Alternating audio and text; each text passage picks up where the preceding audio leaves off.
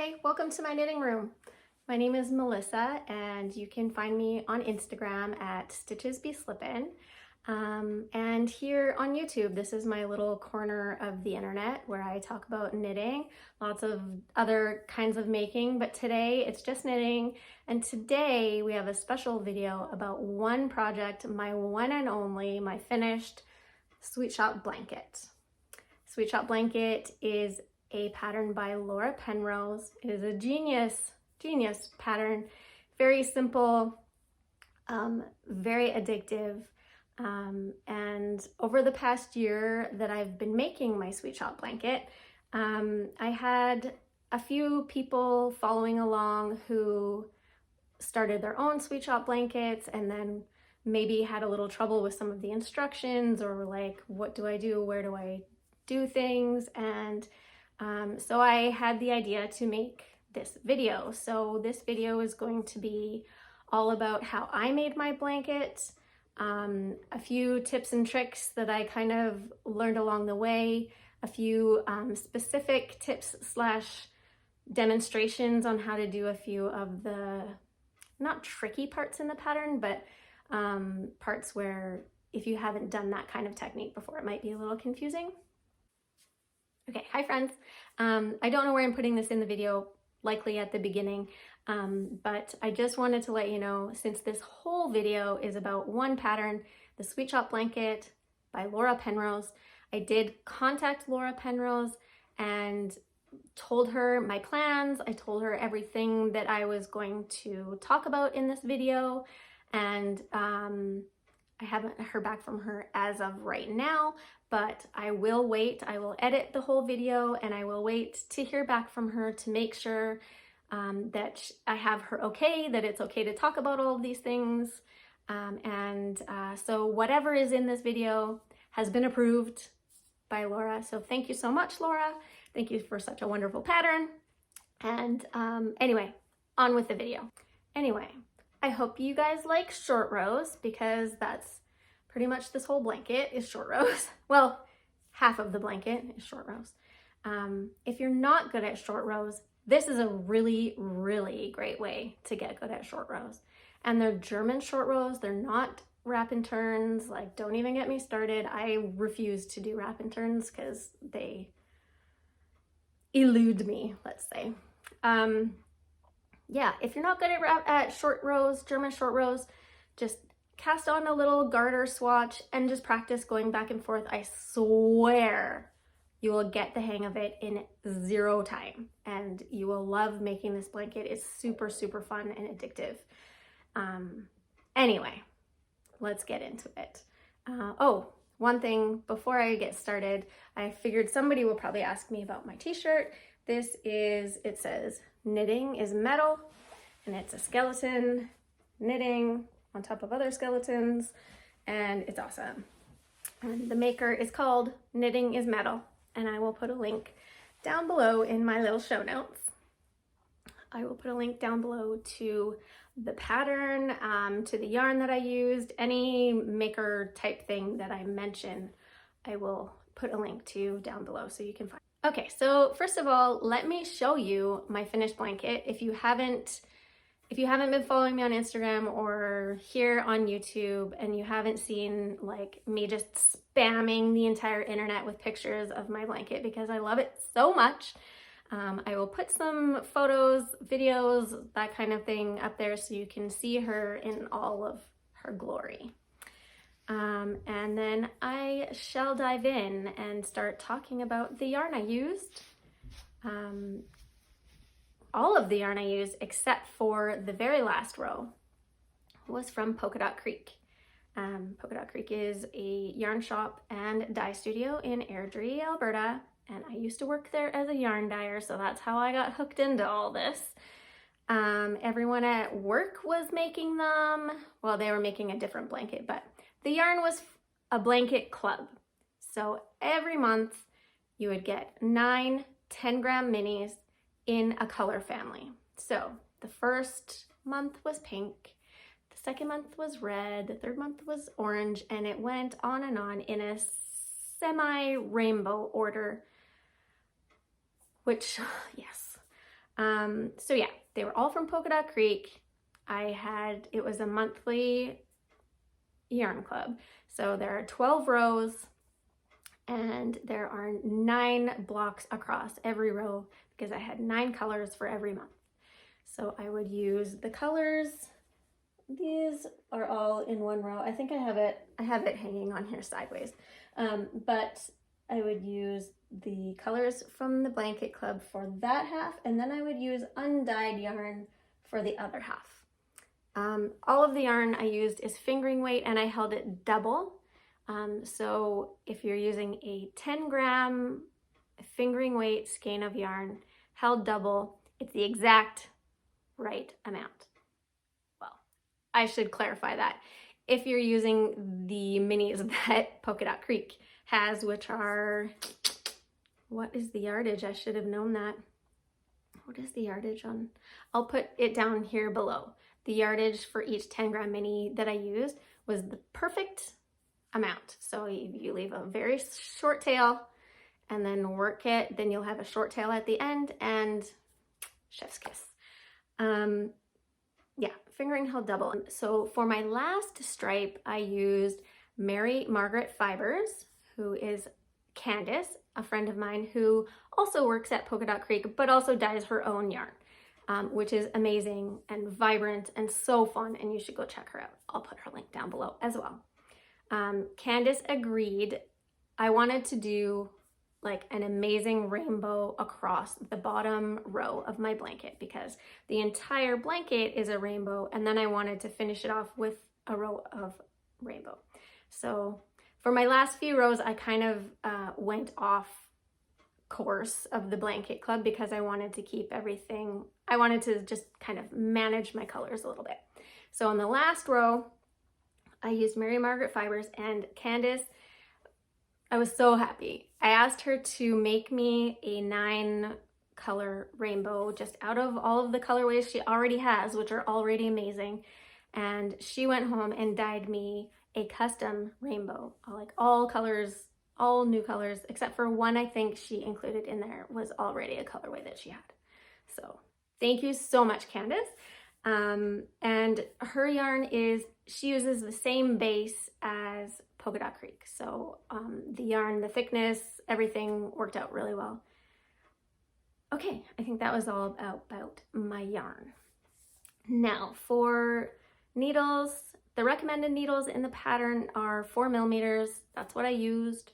I used a 14-inch cord, which was plenty long enough because you're only ever working on one block at a time. Yeah, and then, okay, so now we can get into how I put my blanket together. And I mean, it's basically, the blocks are all the same, but in the pattern, there's different ways, different types of blocks. So there are foundation blocks, there are left side blocks, there are right side blocks, and there are top squares.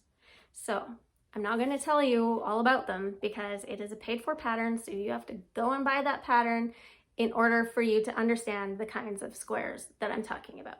But I made a little video to show you how I put those squares together to make my blanket because I find I'm a visual learner, so showing you how I did it might help you if you are also a visual learner. So I will put that in here and then we'll come back.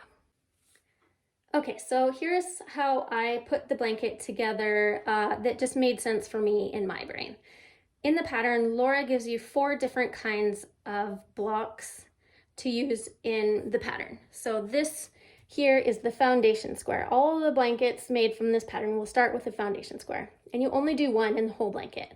And it's just to give you a base to build off of. So after that, there's a left side square. This on top of the foundation square is a right side square. And this here is a top square where you have blocks on either side, and then you fill in that empty space. So you can really build out this blanket any way you want. She gives you a diagram that shows you can start here and you can go like all the way vertical if you want. You can start here and go all the way horizontal if you want. You can start here and then do these ones and then do these and then do these. Like it's it really depends on, like for me, I knew I had 9 colors per month. So I wanted to do 9 blocks across so that every row would be a different month and a different color family. So I would start here and I would do left side squares all the way across. And then for the rest of the blanket, I would come back to the beginning where my foundation square was, do a right side square, and then top squares all the way across to the end. And then that's what I did for the rest of the blanket. I would come back to the beginning, do a right side square, and top squares all the way across. Same, right side square, top squares all the way across. And that's just what I did until I got to the end of my blanket. So it just really depends how you're planning out your blanket. If you have a specific idea of where you want every color to go, then you can plan that out, and you can plan out what order you're going to make them. Some people just want to do like a scrappy blanket, and they are just gonna put them wherever. Like say you have these 4 and you decide that your next color would look really good here, then you could do that. You could put one there, and just like really wherever you want. Anyway, that is how I put my blanket together. I hope that helps. Okay, so I hope that helped you figure out how I put my blanket together, what squares go where. And yeah, I just repeated that until I got to the end of my yarn. Basically, I had 12 months, I made 12 rows. It's a great size. We'll get into the stats in a minute. But I had a few other kind of tips / tricks that I figured out along the way. And a few just kind of common questions that I got from people who started making their own with like a little, if they had trouble with any instructions or anything like that. So first of all, I will say, give you a few tips. I would say for every row, I would lay out all my colors for every row and take a picture of them and then put them in my little bag that I was working from. So I would lay out my blanket on the floor. I guess for your first row, you just have to kind of lay them out and put them in the order that you like, that pleases your eye the most. And then after that, you can put your blanket on the floor or on the bed or wherever is big enough. And then I would lay out my colors on beside to make sure that there wasn't anything, I don't know, not wrong, but just make sure that it was in an order that I liked and that it worked well with the row before. So I'll put up some pictures hopefully up here to show you just an idea of what that looked like. I would, for every time I finished a row, I would lay it out and I would put the colors out. So I would remember, obviously, you're not going to remember what row you put, what order you put them in. And then, so then I could go back to that picture and like zoom in and figure out which mini it was that I need to go to next. That helped me tremendously because I forget things. So that was one tip I had. Another tip, I think I mentioned this already, but if you're working with 10-gram minis, make sure that you keep your ends as short as possible because you don't want to run out of yarn in the middle of a block. So 10-gram minis were the perfect size for me. Like I said before, with the yardage from Polka Dot Creek particularly. But if you have 20-gram minis, totally fine. You can also use, instead of using fingering weight held double, you can just use DK. So I'm pretty sure that a 20-gram mini of DK is enough to make a block. That is what Shelly at Polka Dot Creek is doing for the Blanket Club this year. You can still get those on her website. They're doing 20-gram DK weight minis instead of 10-gram fingering weight minis. So yeah, you can use fingering weight double or DK weight. And then what was I gonna say about that? Yeah, just leave your tails as short as you can because it really sucks when you run out of yarn and you have like half a row left or one row left or something. I only ran out of yarn 1 or 2 times, maybe 3 on this. But that wasn't with any of the blanket club yarn that Shelly gave me. Like I said, a couple of the rows I kind of went off script and used some other minis that I had in my stash, and a couple of those were sparkle minis, and I didn't think about it ahead of time. And the sparkle minis have just a little bit less yardage. Like a 10-gram sparkle mini has just a little bit less yardage than a 10-gram regular mini. And so I ran out of yarn on those ones, but that was my own problem. That was my own fault. Yes, so the next thing I would say is weave in your ends after every block. I know some of you are not gonna wanna hear that, but it takes like 2 minutes to weave in your ends after every block, and then you don't get to the end of your giant blanket and think, well, shoot. Anyway, please, please, please, just weave in your ends at the end. It takes 2 seconds, and then your blanket looks so much prettier as you're making it because it doesn't have all these like sticking out everywhere. Okay, I went and picked up my kids. I'm back. I'm editing the video. It's almost dark out. I'm losing the light. But I was just editing, and when I was talking about weave in your ends, I remembered I have this amazing ends jar. This is all of the ends left from all of the 12 months of Blanket Club yarn. So whenever I would cut off ties and wind my yarn, I would put them in here. And then any ends that I had left over after weaving in my ends after every block, it all went in here. So this is all that's left, all 12 months. Isn't it so cool? And it's like in order. So I started, these are the first row and what goes up. So it's like a rainbow of ends. And there's my ends from my beautiful rainbow in the last row from Candace. And it's getting darker with every second that I speak. So anyway, I just wanted to show you that. It's super awesome, and I keep it up on top of my shelves up there. How do I make it lighter? Okay, bye. The pattern does she gives you an option of picking up and doing an I-cord edge around the blanket when you're done.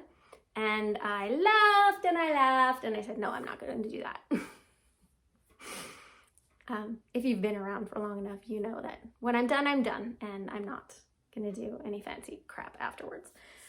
Not fancy crap, it's beautiful. It would look gorgeous. And I thought about it for one hot second. I thought, I have like 10 grams left of every one of those rainbow colors that Candace dyed me custom for my last row. And I thought about it for one hot second, and then I was like, no, I'm not gonna do that. So, oh well. She's still like, she's so beautiful. She doesn't need any extra stuff.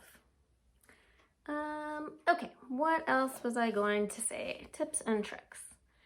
A few people, and I asked this question at the beginning too, about when you're picking up the stitches, like you pick up the stitches from, I don't know how to show you that, but like when you're picking up the stitches to start a new row, it's gonna look like there's big gaps, like big holes everywhere you pick up your stitches. And as you can see, as you keep knitting your blanket, you can't really see those holes. So don't worry about it. I know I panicked in the beginning too and was like, I don't want holes all over my blanket. It will work itself out. Once you add a whole bunch of blocks, then it just kind of all works itself out. So don't worry about the big gaping holes when you're picking up stitches. Okay, I did a couple more videos of a few particular things about a few different particular kinds of blocks in the pattern. And so I am gonna put those in here, and hopefully they will help you. Again, I'm a visual learner, so if you are a visual learner too, then hopefully these might help you. So I'll put those in here, and then I will come back after for some stats. Okay, so a common question that I've had is with respect to building these top squares. So these are the most common squares in the blanket that you're like building out. If you're not on an edge or the bottom corner, you're doing a top square basically. Just the way that the instructions are written can be a little bit confusing if you haven't done sort of like sliding stitches between your needles kind of thing. So I'll just give a little quick demonstration. Without stitch counts, of course, you're starting, you have a block here, you have a block here, you have a block here at the minimum. And you're picking up stitches along this side and then along this side. So you have X number of stitches that you've picked up. And I just cast on just a random number of stitches on here so that we can use our pretending brains for a minute. So if you just pretend that I've gone along here and I've picked up all these stitches. So these are along here and these are along here. Just pretend with me. So then what we're going to do, you've picked up all those stitches and they're all ready to go on your left needle. So then what Laura wants you to do is, sorry, I was just checking to see that you can see my hands. So the next thing that Laura wants you to do is slip some of those stitches. She gives you the exact number of stitches that she wants you to slip. And she wants you to slip those, over to your right needle. And like I said, these are cast on stitches, so they're a bit tight. Sorry if you can hear my tummy growling.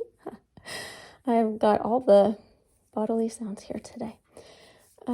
So you're slipping and slipping and slipping and slipping until you get to the number of stitches she wants you to have on your right needle and the number of stitches she wants you to have on your left needle.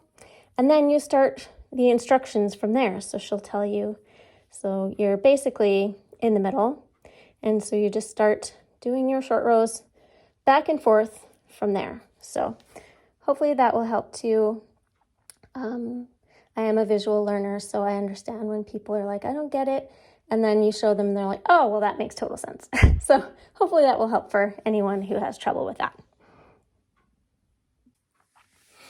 Okay, so another question that I've had from a few people is with respect to building the right side squares. So like I said before, my first row was a foundation square and then left side squares across.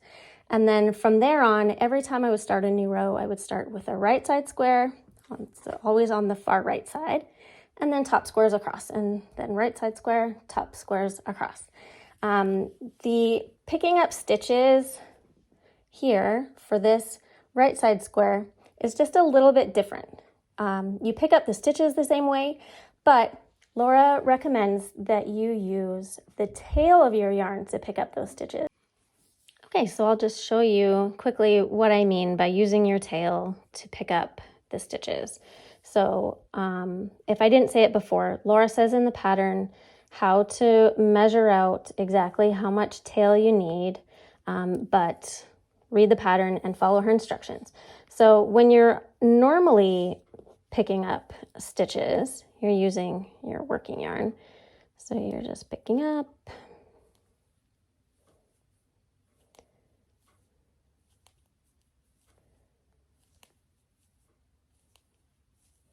And this is attached to your working yarn. That is normally how we pick up stitches. But she wants you to use the tail of your yarn. So you're going to move your working yarn over here. You're going to follow Laura's precise instructions on how to measure how long of a tail to leave, which obviously is very important if you're using small amounts of yarn like 10-gram minis. You really need to conserve your tail because you don't want to run out of yarn. You want to leave as short a tail as possible. So anyway, follow Laura's instructions. And then using your tail, and however long a tail she tells you to make, you're going to have your working yarn over here, tail over here, and you're going to be picking up using your tail.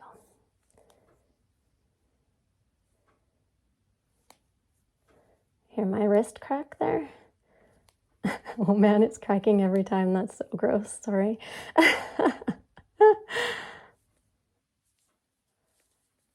Okay, so you're gonna work all your way, the whole way across there. You have a little tail at the end. And so the point of doing that is so that when you're done, you can just slide all your stitches all the way back over to your left needle. And then you can start working those short rows here to start working up that block. So hopefully that visual helps a little bit. Okay, so let's get into the nitty gritty, because when I started pulling all these stats together after I finished this blanket, I was like, I had no idea when I started this blanket that it was going to be so epic. So I started this blanket on February 8th, 2024, and I finished it on December 8th, 2024. Fun little fact, I finished this blanket, finished the very last square block, while I was watching the live stream of the very last concert of Taylor Swift's Eras tour. So I thought I was really funny. I took a picture and put it on my Instagram stories and was like, oh, you know, just two gals finishing up some long-term projects. So yeah, Taylor and I both wrapped up our long-term projects, me, my blanket, and her giant Eras tour, on the same day, same night. So moving on, what I'm trying to say is it took me 10 months to knit this blanket. I did go in kind of fits and starts. When I started out, I went like guns blazing. I was all in. I think I probably did, I don't know, 3 or 4 like entire rows before I was willing to even touch anything else. It's so fun to knit. I'm telling you, it's so fun to knit. And then after that, I would like knit other things. And for most of the rest of the blanket, I would just knit. Every night, my husband and I watch some Netflix or something for like an hour or so before we go to bed. So I would use that time to work on my blanket. So usually every night I would get like 1/2 of a square done. And then the next night I would do the other half of the square. And then the next night I would pick up and do oops, that's not the right row. I would pick up and do that half of the square, and on and on and on. So it made a giant project like feel more manageable. Like I can do slow and steady. That's how I did it. Yeah, so that was my first step. 10 months. It took me 10 months to do. Her finished size, this is kind of rough size because she's garter and she's real stretchy. So when I'm not trying to stretch her at all, and also I did not block it because that's a lot of really vibrant color and a lot of undyed yarn, and I did not want her to bleed anywhere. I know, as a former yarn dyer, I know we do our very, very, very best to rinse it and make sure that it's not going to bleed, but some of these colors, some of those dyes are like real aggressive, and no matter what you do, sometimes they're going to bleed. And she doesn't need blocking. It's garter stitch. It lays nice and flat. It's perfect without it. So I forgot to mention that before. So anyway, her size finished. She is 9 blocks wide by 12 rows long, and she is roughly 50 inches wide and 70 inches long. So she is the size of the top of a queen size bed. Like I put it on my queen size bed and it covers the top. It doesn't come down over the sides or the end or anything, but it covers the top. So that gives you a rough idea of how big she is. Now for how much she weighs. So each block is about 20 grams. So you're using a 10-gram mini for this half, and then you use 10 grams for the other half, so 20 grams per block. There are 9 blocks per row. So that's 180 grams per 9 blocks. There are 12 rows. 12 rows times 180 grams is 2,160 grams, or 4.7 pounds. There's almost 5 pounds of yarn in there, my friends. Now, we're just getting started here. So that brings me to yardage. How much yarn is in this bad girl? So as I said, 2,160 grams of yarn, which equals 21.6 full skeins of yarn, like full 100 gram skeins of yarn. I didn't use full 100 gram skeins of yarn, but that is the equivalent, 21.6 100 gram skeins. So 21.6 times 463 yards per skein, that is the yardage. It's the same yarn. She was using 10 grams, but it's this exact same base. So that base in a 100 gram skein is 463 yards per skein times 21.6 skeins equals 10,000 yards. 10,000 yards is equivalent to 9.1 kilometers or 5.7 miles.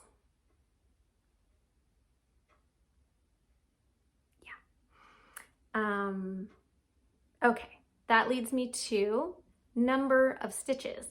Now, I have never calculated the number of stitches in a project before. I know there's a lot of people out there who do it. It kind of broke my brain a little bit trying to figure out how to calculate, but I did. And there are 1,094 stitches per half a square. So there are 1,094 stitches in this little half. And then 1,094 square stitches in that little half. So that means there are 2,188 stitches in each square. And that means 2,188 stitches times 108 squares means that there are 236,304 total stitches in this blanket. 236,000. Oh boy, that was crazy. The last stats that I thought of to calculate, if there are any more stats that you can think of that I can calculate about this blanket, put them down here in the comments and let me know, and I'll try to figure them out. I'm sure there's other things that I just didn't think of. The last stats that I did think of, the amount of time that I spent making this blanket, and then the equivalent value of how much time I spent. So each half a block took me 45 minutes. So each little half a square would be 45 minutes. So that means each full block was about an hour and a half of knitting. Now we go back to 9 blocks wide by 12 rows is 108 blocks. So 108 blocks times 1.5 hours each is 162 hours. Then if you calculate in Alberta, which is where I live, I didn't say that at the beginning, I live in Calgary, Alberta, Canada. And the minimum wage here is $15 an hour. So if you were calculating at minimum wage the amount of time I spent on this blanket, which is way undervaluing it, the cost of this blanket would be $2,430 just for labor, plus the value of the yarn. Now, I don't really want to put on the internet the value of the yarn plus the whatever like that. I don't really want to be like, hey, I spent this much money on this blanket. But you can, based on those stats, I'm pretty sure you can do the math yourself and figure it out. So the amount of time, the amount of labor put into it, plus the value of the yarn, it brings us to a grand total of, do not ever drink or eat around this blanket or you will die. That is the grand total value of this blanket. I have 2 kids. If you're new here, I have a 10-year-old and an almost 12-year-old, and they know to not go anywhere near this blanket. They can use it under supervision, basically. Yeah, so I think that's all I had to share. I hope that that is helpful in some way. I hope it is informative. I hope it inspires you to make your own sweet shop blanket. I highly, highly, highly recommend it. I would not hesitate to make another one. If you do make one, please, like, the best way to get a hold of me is on Instagram. Check out my Instagram page. Send me pictures, tag me, do whatever to get me to see it, because I love them. I want to see them all. And again, if you're new here, maybe go and check out my regular podcast videos. Maybe if I haven't annoyed the crap out of you for the duration of this video, then maybe you might like my regular podcast videos. Just saying. Anyway, thank you so much for joining me here today in my knitting room, talking about my sweet shop blanket. It gave me a lot of joy, and I hope it has inspired you in some way. Thank you so much for joining me. I'll see you next time.